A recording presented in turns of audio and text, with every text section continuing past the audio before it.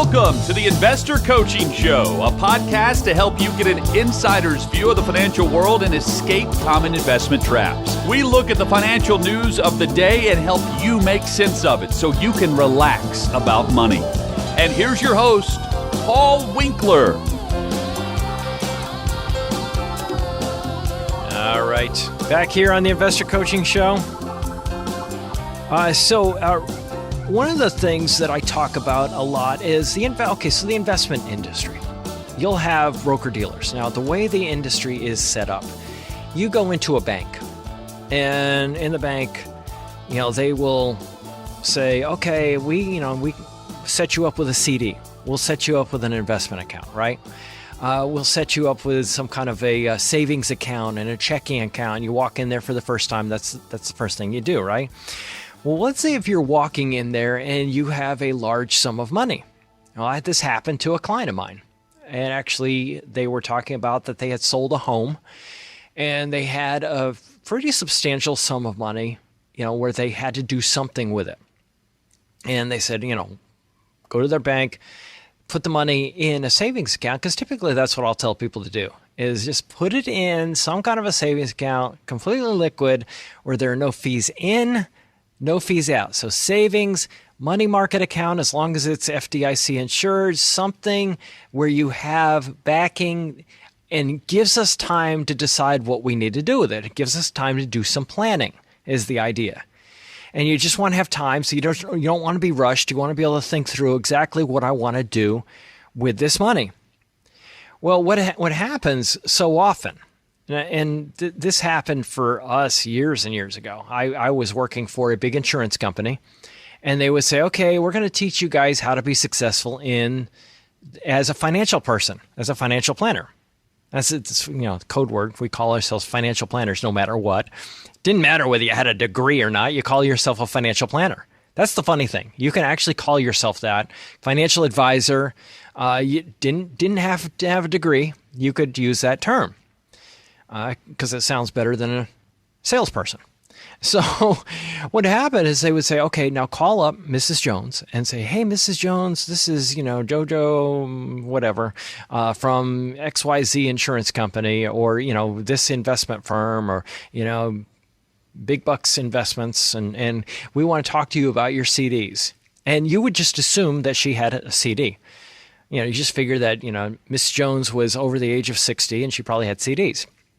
So you call her up and then you say, when is your CD renewing?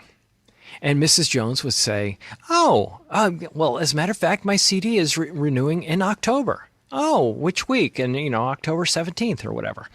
Oh, okay. I'll tell you what, I'm not, calling to sell you anything. I just want to let you know that I'll be getting back in touch with you because there is something out there you can get a much higher interest rate than you're getting on your CDs, and it's very safe and blah, blah, blah. And that was the pitch, right? And you can say all kinds of stuff. I mean, you still can. It's just like, it's the Wild West.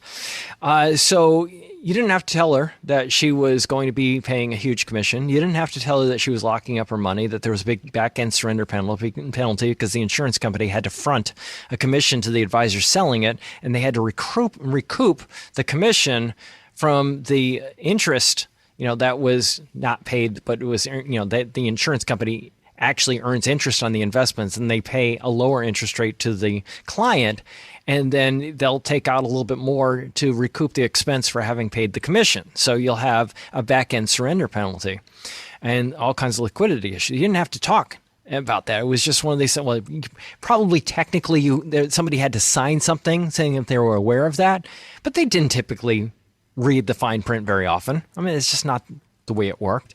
So, what happened was they would call back and say, hey, Mrs. Jones, remember talking? Oh, I remember you, the pleasant person from XYZ investment company or whatever. And say, hey, I just want to get with you because, your interest rate on your CD is, and back in those days, you might have like a 5% interest rate on the CD. And you'd have this annuity paying 8% because interest rates were higher then because inflation was higher. And that's it. These higher interest rates and inflation are highly correlated with each other. So, what happened is this became the norm. And now you see all of these ads. And, I got one in the mail this week. And come out to this financial workshop.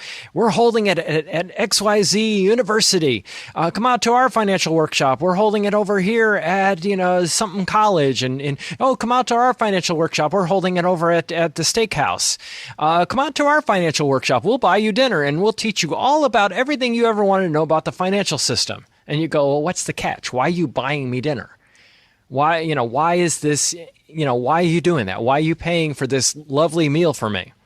Well, you'll notice in the fine print that it talks about the insurance products that they want to sell you. That's what's going on.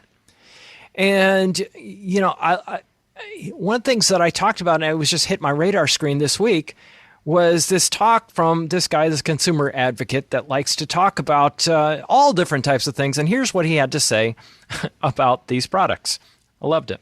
For you to know something, you go into the bank, you're looking to see, why am I getting so little money on my savings or my CD? And the friendly banker says, oh, we have another product that might be great for you. You should go talk to Jim. Yeah, so catch what he just said there. We have another product. Now, the banks, it didn't used to be that the banks would sell this stuff.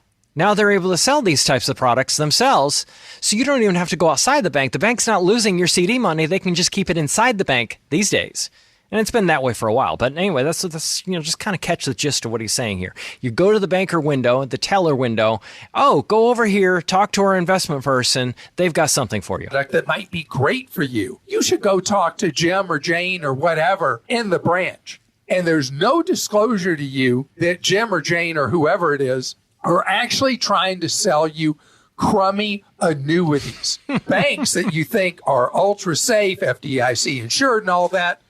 Yeah, you're making the assumption that what's happening here is that my money is really safe in a bank because you equate bank with safety, right?